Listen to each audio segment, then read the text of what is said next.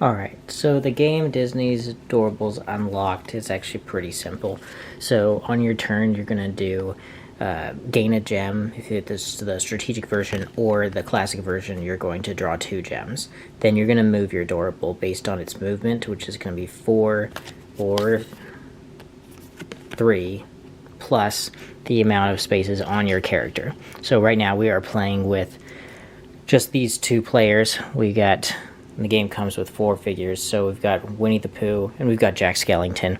So ultimately, it might slip you up or confuse you that the pink one has 1 less movement, but that's just because the Mickey Mouse starts with 2 movement instead of 1 movement. So ultimately, you're going to always be able to move 5 spaces in the classic or 4 spaces in the strategic. From what I can tell, the strategic just makes the game a little harder. 1 gem instead of 2 per turn. So we will just play some rounds in this game and go through that in the turn order that it shows. So on your turn, you're going to gain those 2 gems. So we'll say Winnie the Pooh gets his 2 gems. Nice. Okay. Winnie the Pooh now has his 2 gems. Now they're going to move their Doorable 5 spaces. So Winnie the Pooh's going to go 1, 2, 3, 4, 5. Land right here. And pick one of those doors, okay, or one of those keys, sorry. So once they land on a location, they get to pick a key from it, okay. If it's a key space, they choose one of those. Then if it's door space, they unlock a door. If they have enough keys of the right color, they then add a new Doorables character to that door.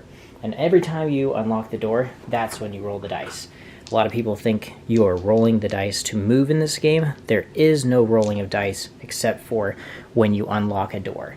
And the way you win the game is you unlock 5 of these door cards.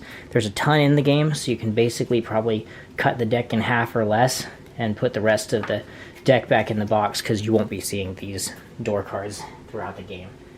Because with 4 players maximum with this game, and that's all you'd really want to play with, waiting for your turn would be kind of tough. But yeah, 4 players, you're not going to go through that whole deck. Okay, so that's covered key spaces. And so right now we see there's a blue door right there. We might as well just take a blue key right there to work on that. And then we also have the extra rule you got to remember. You can't take another key from the same room again. Every single room in this game, 1, 2, 3, 4, 5, 6, 7, 8 rooms, there's upstairs and downstairs, 4 rooms each floor, has only 2 key, or a single key space in it, starting with 2 keys in it. They don't refresh until a door is opened. So yep, it will take a while. In fact, I think I did this wrong. I think there should have been an extra door card right here at the start. Every door starts out with a door thing in it. So we just ran through a quick short turn, and we'll do a couple more. So we did the space effects, and that is it. That is the end of Winnie the Pooh's turn. Now, Jack Skellington's turn. Jack Skellington is going to take 2 gems, and then Jack Skellington gets to move 5 spaces, 4 plus their movement of their guy, that's 5. And sure, they'll head over here, and they will land right on the same spot, and they will take the other key. They want a purple key. All right, so they get their purple key. 1, 2, 3, 4, 5, landed on that. And now, bam, got a purple key. These are the smallest little pieces. Not a choking hazard, though, I wouldn't think, because they'll just dissolve. But, all right, so one more thing. Each of the abilities of the cards is pretty important to keep track of. So Jack Skellington's is a green card, which is one of those that attacks other players. If you end your turn in the same room as another player, they must discard a gem. We are in the same room. This is considered a room. They are going to lose a gem. So sorry, Pooh Bear, you lost your gem. But it's back to Pooh Bear's turn. Now, Pooh Bear, what Pooh Bear wants to do is Pooh Bear is trying to unlock this door. It's going to be difficult, but Pooh Bear's ability is when opening a 3-key door, one of the 3 keys can be a different color. Okay, so my thought process as I was reviewing the cards is the 3-key doors might be a little bit stronger than the 2-key doors, so it could be useful for him to try to go unlock this one, but he's gonna need another key somehow. So the only way he can really get to one, I mean, we can shift this around. I'd recommend playing this game with a crokinole table. If you have one, just invest in one. It's only like $130, but LOL. Okay, so 1, 2, 3, 4, 5. He's not going to be able to make it there, but you know, there is a rule that they can use the ladders of the space that of the color that they are. Unfortunately, that's not a. The blue player is going to have an advantage right from the beginning of the game to leave the room that our green guy is in. So yeah, so Pooh Bear is going to go to try to grab a blue key. That room doesn't have any blue keys. You can see pink and purple. Let's rotate it. And from that key space, he's going to go 1, 2, 3, 4, 5. He's going to get right here. Okay. Gonna land right on that spot. And yeah, you can move up to your party's total number of movements, so you could move less, but that was the range that they had. Okay. Which makes me think, we're not playing with them, but if you were playing with Mickey Mouse, you'd be going pretty fast. You know, you can play an action card to move double your speed. That's pretty powerful. You'd probably be moving pretty fast in the game if you're playing with the pink ones. And now we go on to Jack Skellington. Now Jack Skellington is going to... oh, we forgot to give the 2 gems to Pooh Bear, and now we'll give the 2 gems to Jack Skellington at the start of their turn. I guess there's spaces for them to hold the gems, so you can't have over a certain amount of gems, and you are spending the gems to use action cards that you get. I will say, since Pooh Bear landed on, it's hard to see, but Pooh Bear did land on one of these purple squares.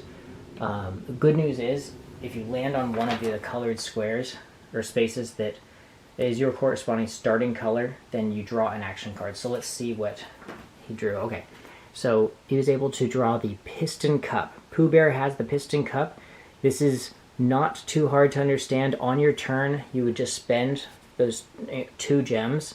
I know they're blue on the card, but they're pink in real life. You'll move them up to 3 spaces more. Okay, so that'll help with the speed of Pooh Bear. We'll say that that's in Pooh Bear's hand. Now, Jack Skellington says, I like this ability where I keep making my opponent lose gems. I'm going to keep doing that. And so Jack Skellington is going to go 1, 2, 3, and go into this room and open a door. Okay, so Jack Skellington has 3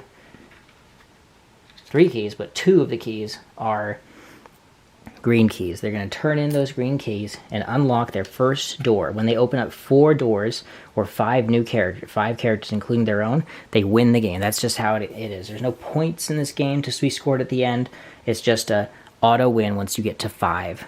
Okay, so the one that he gets is, when you play a purple action card, remove a key from a room. So that is going to be one of his characters for the rest of the game. So playing a purple action card, remove a key from a room.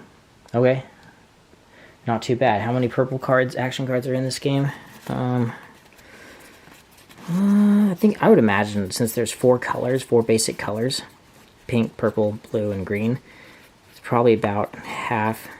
They make it sound like Maui's Hook is so amazing. It's just 3 gems counts as a key. So I guess this is a fake key. Like, you can claim a door for 1 less key this turn. Nothing else really helps you get your objective of claiming things, but it does, a lot of them deal with movement. Picking up extra keys in the rooms, that'll be nice, because some of these things have more keys. Okay, so we haven't done is, we haven't finished the last thing that you're supposed to do on your turn if you ever unlock a door. So you're supposed to replace the door, and then you're supposed to roll the dice. So we are going to roll them. And here's what we got. So if you can see that here.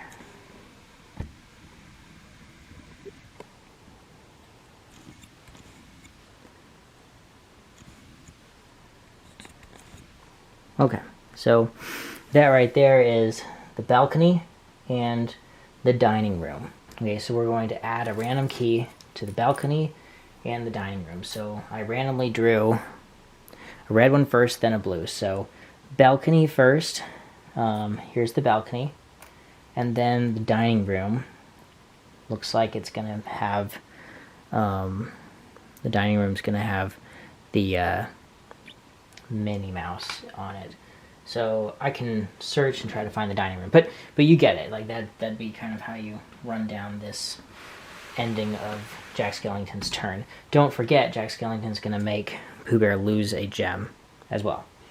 So zoom you right out there, and we'll just go over the rooms and end this tutorial. This was the dining room that you started. Okay, so you got dining room, you got the balcony up there with Tangled's area.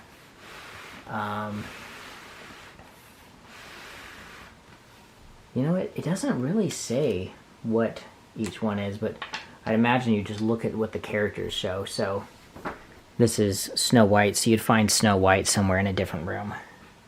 That could be kind of difficult, trying to find, like, where is every single character's room? And you got 6 different possibilities on one die, 6 different ones on the other, but there's 8 different locations in the game, so I'll do an analysis of this later. So, well, I'll just do it right now, live in front of you. So you got the office. Okay. Got the office, and then we've got the dining room. So office and dining room are covered. Okay. And then the game room. Okay, game room. Okay. And then do we have the balcony on the other die?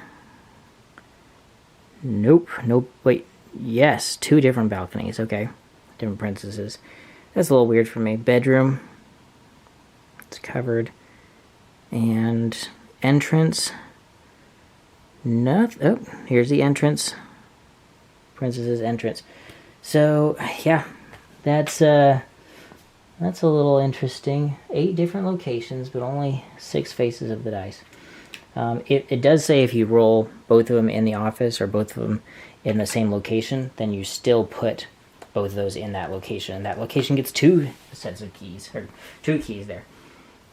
I'm wondering if there's anything that I haven't covered, but we've got what you do on your turn. We've got the colored spaces. You get an action card. You've got the key spaces, picking up 1 key if there's one in that room, unlocking the doors. Okay, so we'll just show an action card. How do you play an action card? Winnie the Pooh is about to play an action card. So Winnie the Pooh starts his turn, and he gets 2 gems. And Winnie the Pooh is going to run back here. 1, 2, 3, 4, 5. Because he already got the basic 5 movement. And then Winnie the Pooh is going to play this card, the Piston Cup Trophy, spending 3 gems to do it. And that action card's discarded, it's gone. And then Pooh Bear goes 3 more spaces, so 1, 2, 3, and comes here to try to unlock another door. Oh wait, no, he doesn't even have the keys he needs to be able to unlock that one. Well, let's pretend that he actually did have those keys. So let's pretend it was actually this one, just for the sake of this tutorial here. So I'm gonna flip it up, and he'll have Mr. Incredible's power the rest of the game, turning in those 3 keys. But actually, Pooh Bear is able to use one of these things, these blue ones, and that should help him actually. So good news is now he's got Mr. Incredible helping him out. He's got 2 purples. One thing I didn't mention is that makes all the purples cost 1 less gem to use. Those purple action cards. Every single action card costs 1 less gem per character you already have of that type. So you could start paying for these action cards for free, I would imagine. And that's really the best I can do to try to explain this game for you. It's really simple. Gain gems, move your Doorables, and use the powers to your advantages to ultimately get 5 powers. and then you win the game. So you can pick up to 2 keys per turn on the first floor. That's Mr. Incredible's power. So that would be nice to speed up the game and getting more keys. Seems a little convoluted. You got gem income, you got keys grabbing from moving around, you got special effects to increase those gems, increase those keys, increase those movements, and ultimately trying to get 5 doors wins you the game. Pretty simple, actually, not that convoluted, but why didn't they just do some roll and move and then just roll onto 5 squares? Because with those convolutions and more complexity, it adds some strategy, and I do like that about this game. It was pretty interesting. One last thing I'll mention is the flavor of cards, which I'll go into a little bit. I loved how each of the different flavors had different special abilities. I will say with a younger group, one of the colors is a little bit dangerous, but we'll go into that section here. Alright, so the base game only comes with these 4: Mickey Mouse, Winnie the Pooh, Jack Skellington, and Stitch, with the different colors being pink, purple, green, and blue respectively. Now, the pink characters throughout the game all deal with movement. You see, Moana says if you end your movement on a pink or purple space, you may move 1 extra. Dash, move an extra space per color you have in your party. So, obviously the game didn't come with all of these different collectible Doorables. These just arrive in my house. But the game did come with these original 4 and spell out the different flavors. So pink deal with movement, purple deal with getting the different keys in the game. Like you see Winnie the Pooh, the one you start with, you can open 3 key doors with one of the 3 keys can be a different color. So that could lead to a strategy where you focus on 3 key doors and then you have more versatility in how you can open them. I'll move over to Stitch because I got some words about Jack Skellington and all the green ones. So, Stitch, after moving, during a turn in which you enter the 2nd floor, draw an action card. So, a lot of those are dealing with getting gems or action cards. You see Donald Duck says, when you land on a key space, draw an action card. So, if you just specialize in getting a bunch of blues, you're going to be getting a lot of those action cards. Tangled, once per turn, discard an action card to take any ladder. Okay, so that's kind of thematic with her hair being so long and going up and down the ladders. So, lastly, I'll talk about the green ones. So, Jack Skellington, if you end your turn in the same room as another player, not even the same space, but the same room, then that player must discard a gem. So you're stealing valuable or taking away valuable resources from your opponents. And it kind of is a take that mechanism in a game maybe geared to younger individuals playing this game. Right? Not that it's only geared for younger folks. In fact, I probably wouldn't recommend it for somebody too young because of all the different rules that are included in the game. And online I saw a lot of people saying this game was convoluted. Well, there's just a lot of rules with it, but if you kind of get the theme is pinks go with movement. You see cars and Dash, a lot of movement characters. You know, Peter Pan flies. Instead of moving, you just move to the office key space. And then the purples, they deal with keys and doors, and that's really how you end the game, is getting 5 of your Doorable characters, 5 doors opened, including your first one. So really 4 new doors wins you the game. But these green ones, oh my goodness, look at Scar. If you end your turn in the same room as another player, you can swap a key with them. So you could take away a key that you need and give them a key that nobody needs. Now, Lady Tremaine, she's going to allow you to, your keys and your stuff not to be stolen or be moved by other players, because some of these green ones deal with movement. As you can see, the theme is attacking the other players with these green ones, but Lady Tremaine can block the attacks. You cannot be stolen from or moved by any other players. And I think we all understand the English there. You cannot be stolen from is a little bit wacky, but it means you can't lose any gems, any keys, any action cards, any of the effects that steal can't happen, such as Lotso right here. When you play a green action card, steal a gem from another player. It's not just keys that are being stolen. I thought this was an interesting one that came up, Tamatoa. When you play a pink action card, move someone else 3 spaces. That is not that you move them 3 spaces and then they activate on their turn. They haven't ended their turn, so they don't activate on the space that they move to. You just move them away from you, or move them away from wherever they were trying to go. Kind of picked them up with your claws. Pretty thematic there. So I did really like that about this game. All of them had different themes, and I'll just really quickly go over all of the green ones here, and then a couple of the other ones. So we have when you play an action card that costs 4 gems or more, steal a key from another player. Okay, Maleficent. Instead of gaining gems at the start of your turn, steal them from other players, Ursula.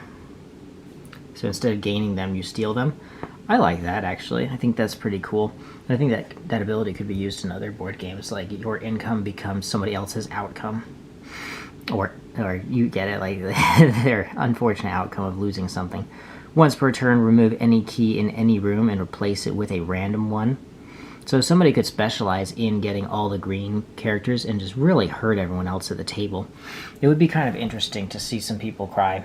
Now, I actually got this Doorable figurine of the Queen of Hearts, but there's really no Queen of Hearts I could find, but there is a King of Hearts.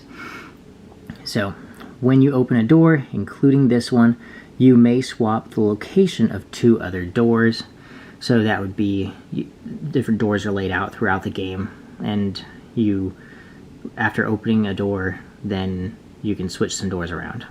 Okay, so maybe if you have the correct colors of keys for one that's adjacent, really close to you in a similar or nearby room, then you just switch that with one of them that you need to be closer to you, and make it harder for someone else. So when you gain a key, you may remove a key from the room you are in. That's Captain Hook. So that's kind of interesting. So there's 2 keys in each room at the start of the game, and so you get a key, and then you just kill off the other key so that somebody trying to follow you doesn't have any reason to land on your space and take that key from you. Alright, so those are the green ones. The pink ones are pretty much all about movement. We said that. There's nothing really that was super sticking out. I mean, ways to draw action cards with Thumper. If you end your movement in the same room as another player, you get an action card. So that's nice with Thumper. Also, this Mickey Mouse, when you play an action card that moves you an extra space, double the action card. I think the game is kind of encouraging you to play the game with other figures and maybe say, hey, I don't want to start with Mickey Mouse, I want to start with somebody else. If you do that, instead of starting with the ones that it recommends or tells you to do, just be wary that 2 plus 2 is 4, so you should start the game with 4 movement. This is a starting card. 3 plus 1, 3 plus 1, and 3 plus 1. So you'll all start movement with the movement of 4. Game turn, you get it. Gain 1 gem, move 1 Doorable, or move your Doorable, and then do the space effect that you land on is the whole game turn. And once you finish 5 doors, you win the game. So that is a just quick rundown of each of the different characters, whether it be focusing on movement or focusing on the different gems that they can grab. Like Genie, blue keys are wild for you, so that one's maybe not so much about gems. Thumper, not so much about movement, but in general, keys and gems, movement, attacking your opponents. And then this one with these action cards. Every single one has something to do with action cards, except for the when you discard an action card, you can take a ladder. So every single one of these blue ones has something to do with action cards. You can hold more action cards in your hand with the Mad Hatter. Once per turn, discard an action card to move 4 spaces, so a little bit of action cards plus movement with Forky. Getting gems by discarding action cards. Bing Bong, once per turn, discard an action card to draw a new action card. We even have Kermit the Frog here. If you draw a green action card, draw another action card.